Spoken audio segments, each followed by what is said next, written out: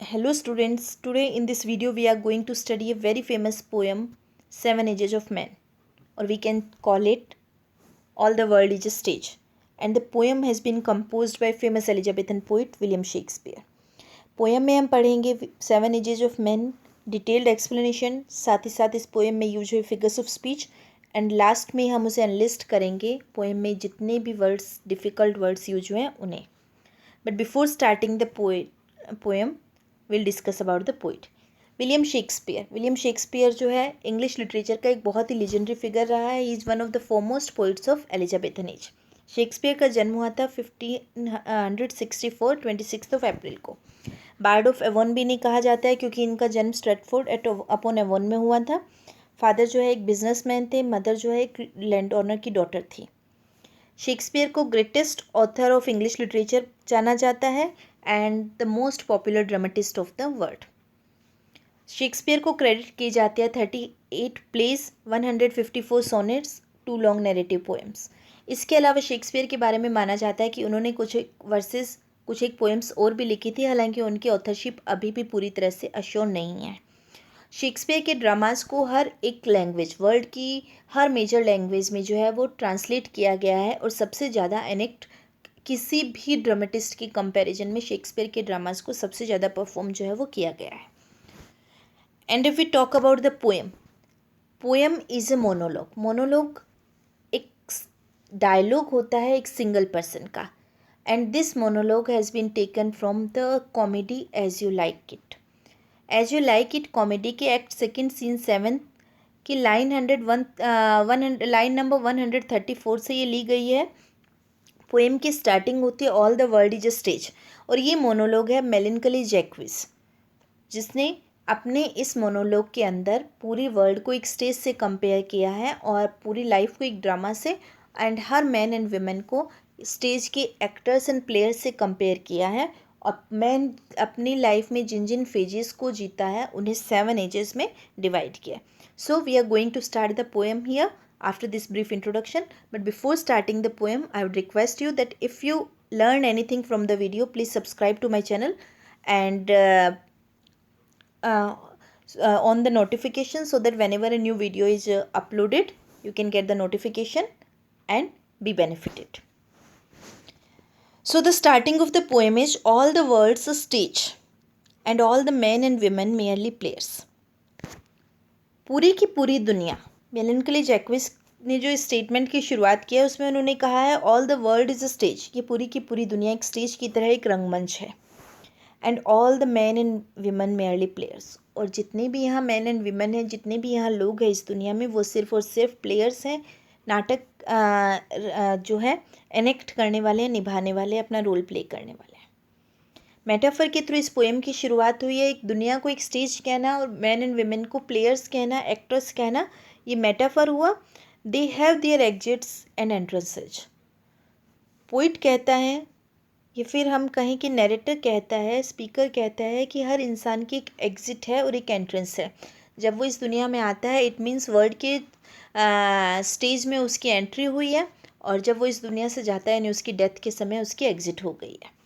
And one man in his time plays many parts, और एक इंसान अपने पूरे लाइफ टाइम में सिर्फ एक ही रोल नहीं बल्कि बहुत सारे रोल प्ले करता है.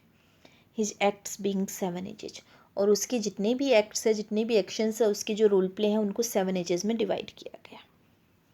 So the poet in the very beginning has compared the world with the stage and all the man and women with merely players.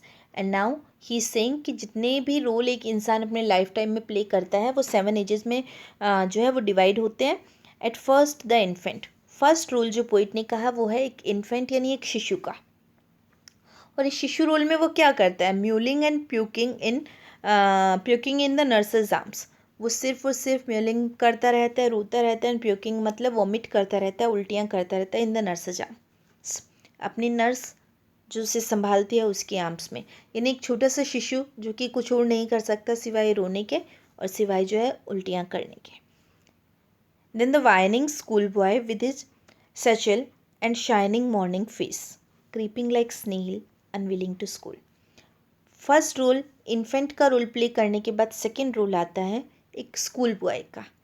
इस एज में जो है वो वाइनिंग होता है, वो क्राइंग होता है, कंप्लेनिंग होता है, हरदम रोने वाला, शिकायतें करने वाला, क्योंकि वो एक स्कूल बॉय, वो उससे स्कूल जाना है जो कि वो नहीं जाना चाहता है with is satchel. Satchel means sling bag, side bag. उसने एक साइड में बैग लटका रखा है। एंड शाइनिंग मॉर्निंग फेस, चेहरे पर उसकी एकदम ताजगी है जैसे कि मॉर्निंग की होती है। अगेन मेटाफर यहाँ यूज हुआ। क्रीपिंग, क्रीप मतलब रेंगना, धीरे धीरे चलता है लाइक स्नेल। सिमिली से कंपैरिजन की गई। स्नेल एक छोटा सा एनिमल जिसकी एक लॉन्ग बॉडी होती है लेकिन वो बहुत स्लो मोशन में चलता है। और ये बॉय भी ऐसे ही चलता है। क्यों? क्योंकि वो अनविलिंगली टू स्कूल, स्कूल जाने में विलिंग नहीं है, उसे ज़बरदस्ती भेजा जा रहा है, इस वजह से वो अनविलिंगली जा रहा है। So the beginning to ages, first stage is that of an infant. Infant age में बच्चा कुछ नहीं करता सिवाय अपने नर्स के आर्म में रोने कर चिल्लाने और प्यूकिंग के। सेकेंड एज वो जो है वो एक वाइनिंग स्कूल बॉय की, एक स्कूल बॉय जो कि हरदम कंप्लेनिंग है। उसके कंधों पे उसका सचल यानी उसका बैग है, उसके चेहरे पर एकदम फ्रेशनेस है उसकी लाइफ की, क्योंकि ये शुरुआत है। एंड क्रीपिंग लाइक स्नेल, बहुत ही धीरे धीरे रेंगता हुआ सा वो चलता है। और अनविलिंगली उसे स्कूल भेजा जा रहा है, वो अनविलिंगली स्कूल जाता है। And then the lover, next phase, next stage, third phase जो है वो एक लवर की है। साइंग लाइक फर्नेस, इस एज में वो लवर होता है। और वो साइंग, साई मतलब आहें भरना, एक फर्नेस जैसे कि एक भट्टी, भट्टी से आवाज़ें आती है, बिल्कुल वो वैसे ही आहें भरता है with A woeful ballad. Woeful मतलब सैड, बैलेड मतलब सॉन्ग। वो एक सैड सॉन्ग गाता है, मीट टू हिज मिस्ट्रेसेस आईब्रो, जो उसने अपनी मिस्ट्रेस यानी अपनी बिलविड की आईब्रो की प्रेज में लिखी है। यानी वो जो है उसे लव में शायद रिजेक्शन मिला और जिसकी वजह से वो एक सैड सॉन्ग गा रहा है, अपने बिलविड की प्रेज में लिखा गया। तो थर्ड फेज जो बताई गई that is the stage of a lover. इस लवर एज में वो हमेशा लव में लॉस्ट रहता है। कुछ सॉन्ग्स जो उसने अपनी प्रेमिका की तारीफ में लिखे हैं उन्हें वो गाता रहता है। आहें भरता है जैसे कि एक भट्टी आहें भरती है, आहें भरने का सेंस भट्टी की जो आवाज़ें आती है उस तरह से उसकी आहें होती है। Then a soldier, next age जो होती है वो एक सोल्जर की यानी एक यूथफुल मैन की है, फुल ऑफ स्ट्रेंज ओथ्स। इस समय वो अलग अलग तरह की अजीबोगरीब तरीके की ओथ्स यानी कस्में वादे खाने के लिए तैयार होता है। And bearded like the part, part मतलब लेपर्ड, लेपर्ड यानी तेंदुआ। उसकी दाढ़ी जो है वो एक पार्ट की तरह, एक तेंदुए की तरह बढ़ी हुई है। जोश को दिखाने के लिए शेक्सपियर की एज में जो है वो दाढ़ी को जो थी, बियर्ड जो थी, उसका रिप्रेजेंटेशन कि युवाओं में जोश है। Jealous in honour, sudden and quick in quarrel, इस एज में वो जो है हमेशा ऑनर को चाहता है, किसी और को ऑनर मिलते देख, सम्मान मिलते देख वो जेलस फील करता है। और साथ ही साथ उसमें इतना जोश होता है कि वो बहुत ही सडन एंड बहुत क्विक होता है। छोटी छोटी बात पे सडन, अचानक से बहुत जल्दबाजी में झगड़े पे भी उतारू हो जाता है। सीकिंग द बबल रेपुटेशन, वो रेपुटेशन चाहता है। रेपुटेशन को बबल रेपुटेशन कहा है क्योंकि बुलबुले की तरह होती है, कुछ टाइम के लिए होती है, थोड़ी सी बात पर वो टूट जाती है। थोड़ी सी आपने गलती की और रेपुटेशन यानी प्रतिष्ठा जो है वो आपकी ख़त्म हो जाती है। इस एज में वो जो है एक बबल रेपुटेशन को चाह रहा है, बुलबुले रूपी रेपुटेशन को, प्रतिष्ठा को चाहता है, even in the cannons mouth. और इस प्रतिष्ठा को वो चाहता है चाहे वो उसे कैनन यानी तोप के मुंह में जाकर भी मिले, यानी अपनी जान की बाजी लगाने पर भी मिले। यहाँ शेक्सपियर की एज के यंग मैन को रिप्रेजेंट किया गया है कि वो यंग मैन जो कि बहुत ज़्यादा जोश भरे होते थे, बियर्ड जो थी उनकी जोश को दिखाती थी। वो यंग मैन जो कि टेम्पर में बहुत ज़्यादा तेज होते थे, हाई होते थे, और झगड़ों में बहुत ज़्यादा उतावले रहते थे, रेपुटेशन चाहते थे, और उसके लिए वो जो है चाहे उन्हें मरना भी पड़े। तो ये जो एज है, फोर्थ एज जो है, that is the age of a soldier, जहाँ वो अजीबोगरीब कस्में वादों में विश्वास रखता है। उसकी दाढ़ी एक पार्ड यानी लेपर्ड की तरह बढ़ी हुई है। वो ऑनर में जेलस है, हर समय ऑनर पाना चाहता है, दूसरों को सम्मान मिलते देखकर वो उसे जेलस यानी ईर्ष्या फील होती है। Sudden and quick in quarrel, उसके टेम्परामेंट के बारे में, मिजाज के बारे में कुछ नहीं कहा जा सकता, कब वो किस बात पर झगड़ ले। Seeking the bubble reputation even in the cannons mouth, और वो कैनन के मुंह पर भी जाकर, मतलब मौत के मुंह में भी जाकर, तोप के आगे जाकर भी अगर उसे प्रतिष्ठा मिले तो वो इस प्रतिष्ठा को पाने के लिए बहुत ज़्यादा उत्सुक रहता है। रेपुटेशन को बबल रेपुटेशन इसलिए कहा है क्योंकि रेपुटेशन जो होती है, प्रतिष्ठा जो है, वो हमेशा बरकरार नहीं रहती, वो हर एक नए एक्ट पे आपको मिलेगी। एंड देन द जस्टिस, उसके बाद एज आती है अडल्ट एज, जिसमें कि इंसान जस्टिस का रोल प्ले करता है। मीन यहाँ वो जो जस्ट होता है, फेयर होता है। न्यायोचित होता है इन फेयर राउंड बेली। इस टाइम उसकी बेली यानी पेट यानी टमी जो कि फेयर राउंड हो चुका था। फिजिकल फॉर्म ऐसी ही होती है विद गुड कैपोन लाइन, जो कि कैपोन यानी मेल चिकन जो होता है उससे भरी हुई है। अच्छी क्वालिटी के मेल चिकन से उसने जो है अपने पेट को भर रखा है। विद आइज सीवियर, इस टाइम उसके बिहेवियर में थोड़ी कूलनेस होती है, आंखें थोड़ी सीरियस हो जाती हैं। And beard of formal cut, वो उस लेपर्ड बियर्ड शेप बियर्ड से बाहर आकर फॉर्मल कट की बियर्ड यानी उसके रहन सहन में भी सौम्यता आ जाती है। फुल ऑफ वाइज सोच, इस समय इंसान की लाइफ में एक्सपीरियंस हो चुका आता है वो वाइज यानी बुद्धिमानी भरी सोच यानी कहावतों से एंड मॉडर्न इंस्टेंसेस से, आधुनिक उदाहरणों से भरा हुआ होता है। उसके पास बहुत सारे किस्से कहानियाँ कहावतें होती है जो वो समय समय पर सुनाता है। And so he plays his part, और इस तरह से वो अपना रोल प्ले करता है। यानी अडल्ट एज में आकर इंसान थोड़ा मैच्योर हो जाता है, वो उसके अंदर समझदारी आती है, उसके अंदर एक्सपीरियंस आता है, उसके पास बहुत सारे किस्से कहानी एग्जाम्पल्स होते हैं जो वो टाइम टू टाइम दे सकता है। फिजिकली वो अपने आप का इतना ध्यान नहीं रखता, और उसकी फेयर राउंड बेली जो होती है, टमी जो होती है, पेट जो होता है वो चिकन से भरा हुआ, अच्छा खाता पीता है वो। आंखों में सीरियसनेस आ जाती है। रहन सहन कह सकते हैं। बियर्ड जो थी जो कि यंग एज में सोल्जर एज में बढ़ी हुई थी लेपर्ड की तरह, लेकिन अभी फॉर्मल कट में आ गई है और वो अपनी लाइफ के एक्सपीरियंसेस से भर चुका है, और इस तरह से वो अपना एक रोल प्ले करता है। द सिक्स्थ एज शिफ्ट, इसके बाद शिफ्ट होती है, चेंज होती है sixth age into the lean and slippered pantaloon. इस एज में इंसान जो है लीन दुबला पतला एंड स्लिपर्ड यानी जिसने स्लीपर पहन रखी हो, ऐसे Pantaloons means strange old man, बहुत ही स्ट्रेंज ओल्ड मैन में बदल जाता है इस टाइम।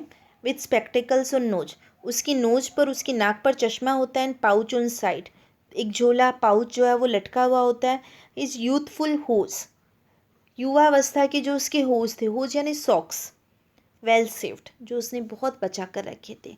यहाँ हम ये मान सकते हैं कि युवावस्था में इंसान को हर चीज़ फ्यूचर के लिए बचाने की आदत होती है, वैसे उसने सॉक्स जो अपने बचा कर रखे थे। Word too wide mean extremely wide, वो सॉक्स अब उसके लिए एक्सट्रीमली वाइड हो चुके हैं। फॉर इज श्रंक शैंक सिकुड़ी हुई सी शैंक यानी उसकी लेग्स के लिए।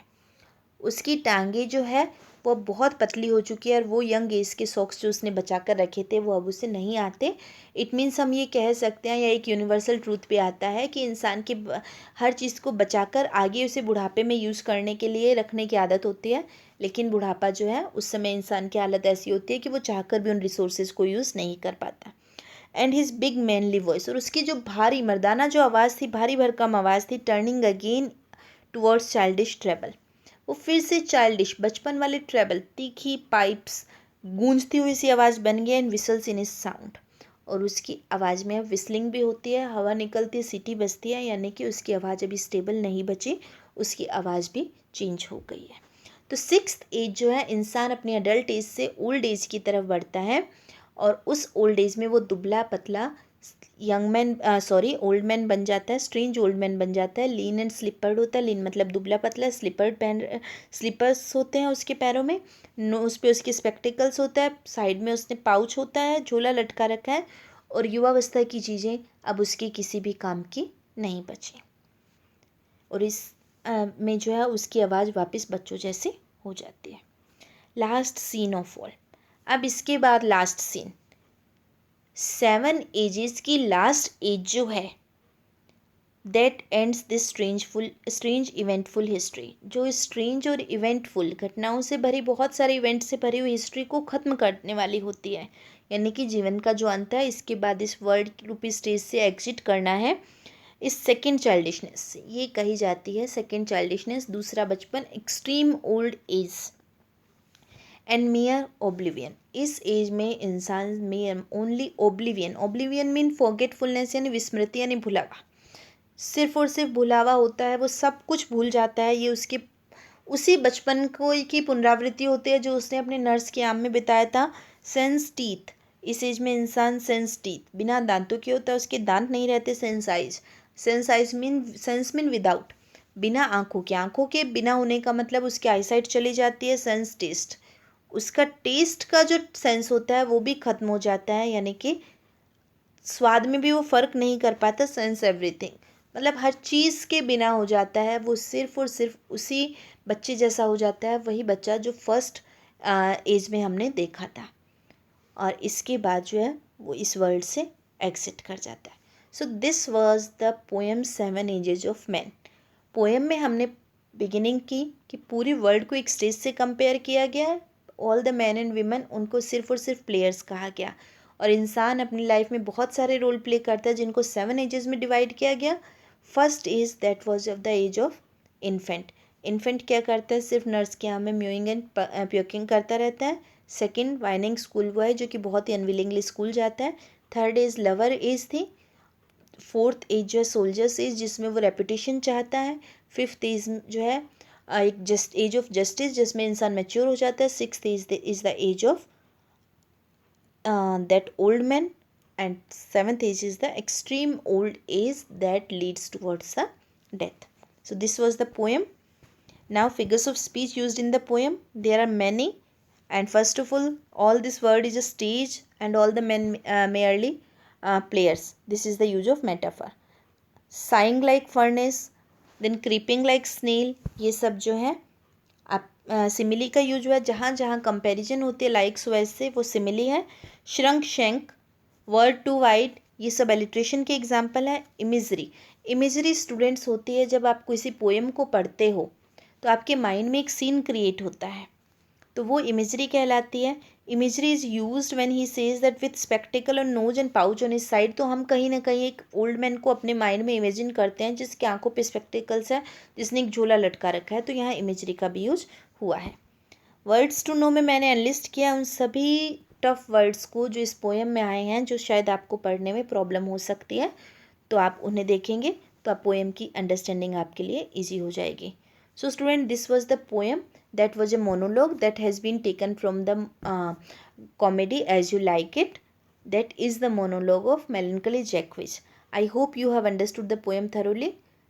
So by the time I'll come with the next video, keep learning, keep enjoying literature. Thank you.